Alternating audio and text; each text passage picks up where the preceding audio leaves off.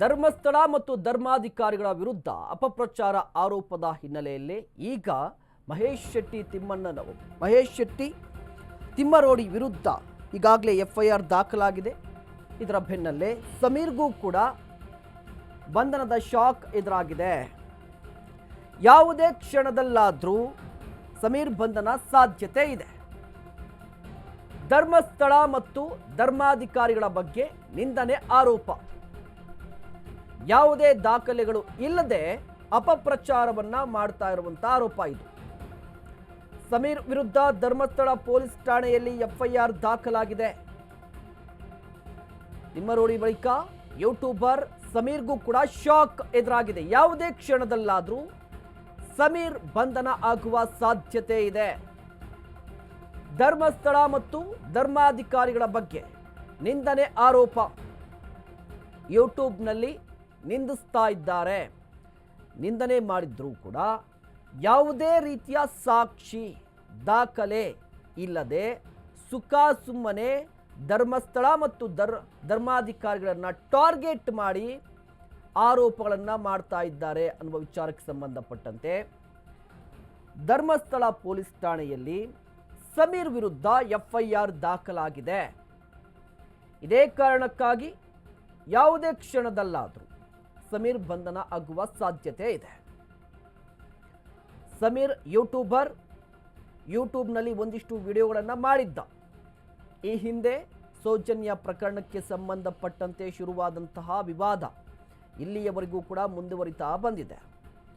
ಸಾಕಷ್ಟು ವಿಡಿಯೋಗಳಲ್ಲಿ ಸಮೀರ್ ನೇರವಾಗಿ ಧರ್ಮಾಧಿಕಾರಿಗಳ ವಿರುದ್ಧ ಮಾತನಾಡಿದ್ದಾರೆ. ಇದೇ ಆರೋಪ. ಜೊತೆಗೆ ಮಾತಾಡಿದ್ರು ಕೂಡ ಸಾಕ್ಷಿ ಇದೆಯಾ, ಧರ್ಮಾಧಿಕಾರಿಗಳ ವಿರುದ್ಧ ಮಾತನಾಡುವಾಗ ಸಾಕ್ಷಿ ಇತ್ತಾ ಅಂತ ಹೇಳಿದ್ರೆ ಸಾಕ್ಷಿ ಇಲ್ಲ.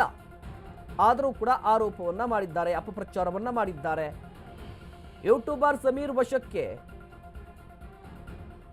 ಸಿದ್ಧತೆ ಆರಂಭವಾಗಿದೆ. ಆನೇಕಲ್ ಬನ್ನೇರುಘಟ್ಟ ನಿವಾಸದ ಬಳಿ ಈಗಾಗಲೇ ಪೊಲೀಸರಿದ್ದಾರೆ. ಸಾಕಷ್ಟು ಬಾರಿ ನೋಟಿಸ್ ಅನ್ನ ಕೊಟ್ಟಿದ್ರು, ಒಂದು ಕ್ಲಾರಿಫಿಕೇಶನ್ ಅನ್ನ ಕೇಳಿ ನೋಟಿಸ್ ನೀಡಿದ್ರು ಕೂಡ ವಿಚಾರಣೆಗೆ ಗೈರಾಗಿದ್ರು, ಹಾಜರಾಗಿರಲಿಲ್ಲ. ಸದ್ಯ ಪೊಲೀಸರು ಸಮೀರ್ ಅವರ ನಿವಾಸಕ್ಕೆ ಹೋಗಿದ್ದಾರೆ. ಇನ್ನೇನು ಕೆಲವೇ ಕ್ಷಣಗಳಲ್ಲಿ ಆತನನ್ನ ವಶಕ್ಕೆ ಪಡೆಯುವ ಸಾಧ್ಯತೆಯೂ ಕೂಡ ಇದೆ. ಇವತ್ತು ಬೆಳಗ್ಗೆ ಮಹೇಶ್ ಶೆಟ್ಟಿ ತಿಮ್ಮರೋಡಿ ಅವರನ್ನು ಕೂಡ ಪೊಲೀಸರು ವಶಕ್ಕೆ ಪಡೆದುಕೊಂಡಿದ್ದಾರೆ. ಸದ್ಯ ಬ್ರಹ್ಮಾವರ ಪೊಲೀಸ್ ಠಾಣೆಯಲ್ಲಿ ವಿಚಾರಣೆ ಆಗ್ತಾ ಇದೆ. ಇದರ ಬೆನ್ನಲ್ಲೇ ಯೂಟ್ಯೂಬರ್ ಸಮೀರ್ ಬಂಧನ ಆಗುವ ಸಾಧ್ಯತೆಗಳು ಕೂಡ ದಟ್ಟವಾಗಿ ಕಾಣಿಸ್ತಾ ಇದೆ. ಮುಖ್ಯವಾಗಿ ಈತನ ಮೇಲಿರುವಂಥ ಆರೋಪ ಧರ್ಮಸ್ಥಳ ಮತ್ತು ಧರ್ಮಾಧಿಕಾರಿಗಳ ವಿರುದ್ಧ ಅಪಪ್ರಚಾರವನ್ನ ಮಾಡ್ತಾ ಇದ್ದಾರೆ. ಇವರೆಲ್ಲರೂ ಕೂಡ ಒಂದೇ ಗ್ಯಾಂಗ್, ಒಂದು ಸಿಂಡಿಕೇಟ್ ವರ್ಕ್ ಮಾಡ್ತಾ ಇದೆ ಧರ್ಮಸ್ಥಳ ವಿರುದ್ಧ ಅನ್ನುವ ಆರೋಪ. ನೋಡಿ, ಈಗಾಗಲೇ ಧರ್ಮಸ್ಥಳ ಪೊಲೀಸ್ ಠಾಣೆಯಲ್ಲಿ ಸಮೀರ್ ವಿರುದ್ಧ ಎಫ್ಐಆರ್ ದಾಖಲಾಗಿದೆ.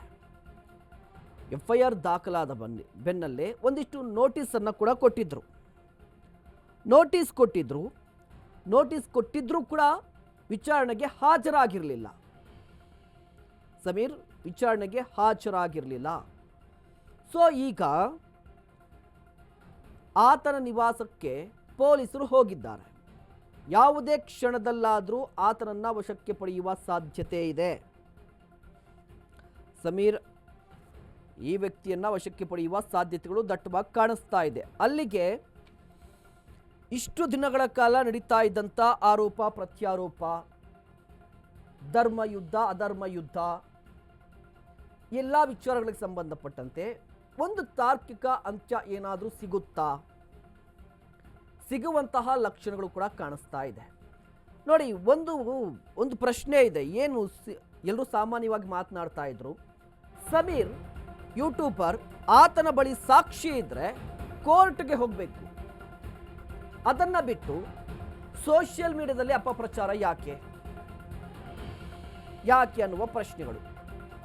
ನೋಡಿ, ಯೂಟ್ಯೂಬ್ನಲ್ಲಿ AI ಅನ್ನ ಯೂಸ್ ಮಾಡಿಕೊಂಡು ಬರೋಬ್ಬರಿ 23 ನಿಮಿಷದ ವಿಡಿಯೋವನ್ನು ಬಿಟ್ಟಿದ್ರು.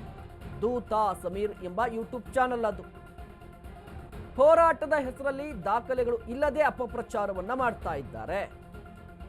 ಧರ್ಮಸ್ಥಳ ಕ್ಷೇತ್ರದ ವಿರುದ್ಧ ಸಮೀರ್ ನಿಂದನೆ ಪ್ರಕರಣಕ್ಕೆ ಸಂಬಂಧಪಟ್ಟಂತೆ ಯೂಟ್ಯೂಬ್ನಲ್ಲಿ ಒಂದು ವಿಡಿಯೋ ಹಾಕಿದ್ದ AI ಯೂಸ್ ಮಾಡಿಕೊಂಡು 23 ನಿಮಿಷ ಆಯಿತು. ಸಿಕ್ಕಾಪಟ್ಟೆ ವೈರಲ್ ಆಗಿತ್ತು ಆ ವಿಡಿಯೋ, ಸಿಕ್ಕಾಪಟ್ಟೆ ವೈರಲ್ ಆಗಿತ್ತು. ಎಲ್ಲೆಲ್ಲೂ ಕೂಡ ಅದರದ್ದೇ ಚರ್ಚೆ ಆಗಿತ್ತು.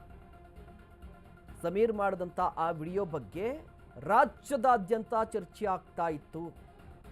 ನೋಡಿ, ವಿಡಿಯೋ ಮಾಡಲಿ ತಪ್ಪಲ್ಲ, ಬಟ್ ದಾಖಲೆ ಇಲ್ಲದೆ ಯಾರದ್ದೋ ವಿರುದ್ಧ ಆರೋಪ ಮಾಡೋದಿದೆಯಲ್ವಾ, ಅದು ತಪ್ಪು ಅಂತ. ಒಂದು ಕಡೆ ಸಮೀರ್ಗೆ ಆ ಪ್ರಕರಣಕ್ಕೆ ಸಂಬಂಧಪಟ್ಟಂತೆ, ಸೌಜನ್ಯ ಪ್ರಕರಣಕ್ಕೆ ಸಂಬಂಧಪಟ್ಟಂತೆ ಮಾತನಾಡಬೇಕು ಅಂತ ಇದ್ದರೆ ಮಾತನಾಡಬಹುದು, ತಪ್ಪಿಲ್ಲ. FIR ಅಲ್ಲಿ ಏನಿದೆ, ಅದಾದ ನಂತರ ಕೋರ್ಟ್ನ ತೀರ್ಪಲ್ಲಿ ಏನು ಬಂತು ಅದ್ರ ಬಗ್ಗೆ ಮಾತನಾಡಬಹುದು. ಮತ್ತು ಲೋಪದೋಷ ಆಗಿದೆ ತನಿಖೆ ಸಂದರ್ಭದಲ್ಲಿ, ಅದ್ರ ಬಗ್ಗೆಯೂ ಕೂಡ ಮಾತನಾಡಬಹುದು. ಬಟ್ ಯಾವುದೇ ದಾಖಲೆ ಇಲ್ಲದೆ, ಯಾವುದೇ ರೀತಿಯ ಎವಿಡೆನ್ಸ್ ಇಲ್ಲದೆ, ಸಾಕ್ಷಿಗಳಿಲ್ಲದೆ ಒಬ್ಬರ ವಿರುದ್ಧ ಮಾತನಾಡುವುದು ಎಷ್ಟು ಸರಿ ಅನ್ನುವ ಪ್ರಶ್ನೆ ಮೂಡುತ್ತೆ. ಸಾಕ್ಷಿ ಇದ್ದರೆ ಸಮೀರ್ ಹತ್ರ ಹೋಗಿ ಕೋರ್ಟ್ಗೆ ಹೋಗ್ಬೋದಿತ್ತು. ನನ್ನ ಹತ್ರ ಸಾಕ್ಷಿ ಇದೆ, ಈ ಪ್ರಕರಣಕ್ಕೆ ಸಂಬಂಧಪಟ್ಟಂತೆ ಇವರೇ ಅಪರಾಧಿಗಳು, ಇವರೇ ಮಾಡಿದ್ರು ಅನ್ನೋದು ಸಮೀರ್ಗೆ ಗೊತ್ತಿದ್ರೆ, ಸಾಕ್ಷಿ ಇದ್ದರೆ ನೇರವಾಗಿ ಪೊಲೀಸ್ ಸ್ಟೇಷನ್ಗೋ ಕೋರ್ಟ್ಗೆ ಹೋಗ್ಬೋದಿತ್ತು. ಅದನ್ನು ಬಿಟ್ಟು ವಿಡಿಯೋ ಮಾಡಿದ್ದು ಎಷ್ಟು ಸರಿ? ವಿಡಿಯೋ ಮಾಡಿದ್ರೂ ಕೂಡ ಅದರಲ್ಲಿ ದಾಖಲೆ ಇಲ್ಲದೆ, ಎವಿಡೆನ್ಸ್ ಇಲ್ಲದೆ ಒಬ್ಬರನ್ನ ದೋಷಿ ಅಂತ, ಅಂದರೆ ಅವರೇ ಮಾಡಿದ್ದು, ಅವರಿಂದಲೇ ಇದೆಲ್ಲ ಆಯಿತು ಅನ್ನುವ ರೀತಿಯಲ್ಲಿ ವಿಡಿಯೋ ಮಾಡೋದು ತಪ್ಪು. ಜೊತೆಗೆ ಒಂದು ಸ್ಥಳದ ಬಗ್ಗೆ ಅಪಪ್ರಚಾರ ಅಂತ, ಆ ಸ್ಥಳದ ಬಗ್ಗೆ ಅಪಪ್ರಚಾರ, ಧರ್ಮಸ್ಥಳದ ಬಗ್ಗೆ ಅಪಪ್ರಚಾರ ಯಾಕೆ ಬೇಕು? ಮತ್ತೆ ಒಂದು ವಾದ ಕೂಡ ಇದೆ ನೋಡಿ, ಧರ್ಮಸ್ಥಳದಲ್ಲಿ ಸಾಕಷ್ಟು ಕೊಲೆಗಳಾಗಿದೆ, ಅದೇ ರೀತಿಯಾಗಿ ಅತ್ಯಾಚಾರಗಳಾಗಿದೆ, ನಾಪತ್ತೆ ಪ್ರಕರಣಗಳು ದಾಖಲಾಗಿದೆ. ಎಲ್ಲವೂ ಹೌದು ಆಗಿದ್ರೆ ದಾಖಲೆ ಬೇಕಲ್ವಾ? ಅದನ್ನು ಬಿಟ್ಟು ಅಪಪ್ರಚಾರ ಮಾಡೋದು ಎಷ್ಟು ಸರಿ? ನೂರಾರು ಮಹಿಳೆಯರನ್ನ ರೇಪ್ ಮಾಡಿ ಕೊಂದಿದ್ದಾರೆ. ಈ ವಿಷಯ ಕೇಳಿದ್ರೆ ನಿಮ್ಮ ರಕ್ತ ಕುದಿಯಲ್ವಾ? ರಾಜ್ಯದ ಮೂಲೆ ಮೂಲೆಯಿಂದಲೂ ಕೂಡ ಜನರು ಬೀದಿಗಿಳಿಯಬೇಕು. ಎಲ್ಲರೂ ಅನ್ಯಾಯದ ವಿರುದ್ಧ ಧ್ವನಿ ಎತ್ತಬೇಕು. ಹೋರಾಟದ ಹೆಸರಲ್ಲಿ ದಾಖಲೆಗಳೇ ಇಲ್ಲದೆ ಅಪಪ್ರಚಾರ. ಧರ್ಮಸ್ಥಳ ಕ್ಷೇತ್ರದ ವಿರುದ್ಧ ಸಮೀರ್ ನಿಂದನೆ ಆರೋಪ. ನೋಡಿ, ನೂರಾರು ಸಾವಿರಾರು ಮಹಿಳೆಯರನ್ನ ರೇಪ್ ಮಾಡಿ ಕೊಂದಿದ್ದಾರೆ. ಈ ವಿಚಾರ ಕೇಳಿದ್ರೆ ನಿಮ್ಮ ರಕ್ತ ಕುದಿಯಲ್ವಾ? ರಾಜ್ಯದ ಮೂಲೆ ಮೂಲೆಯಲ್ಲೂ ಕೂಡ ಜನರು ಬೀದಿಗಿಳಿದು ಹೋರಾಟವನ್ನ ಮಾಡಬೇಕು, ಜನರು ಅನ್ಯಾಯದ ವಿರುದ್ಧ ಧ್ವನಿ ಎತ್ತಬೇಕು, ಹೀಗಂತ ಹೇಳಿ ಸಮೀರ್ ವಿಡಿಯೋವನ್ನ ಮಾಡಿದ್ದ. ರಕ್ತ ಕುದಿಯಲ್ವಾ? ಹೋರಾಟ ಮಾಡಿ. ಈ ರೀತಿಯಾಗಿ ಸಾವಿರಾರು ಮಹಿಳೆಯರನ್ನ ರೇಪ್ ಮಾಡಿಕೊಂಡಿದ್ದಾರೆ. ಅಲ್ಲಿಗೆ ಬರ್ತಿದ್ದೆ ನಾನು. ಇದೆಲ್ಲವೂ ಎಷ್ಟು ಸರಿ ಅಂತ ಹೇಳಿ, ದಾಖಲೆಗಳು ಇಲ್ಲದೆ ಅಪಪ್ರಚಾರ ಮಾಡೋದು ಎಷ್ಟು ಸರಿ?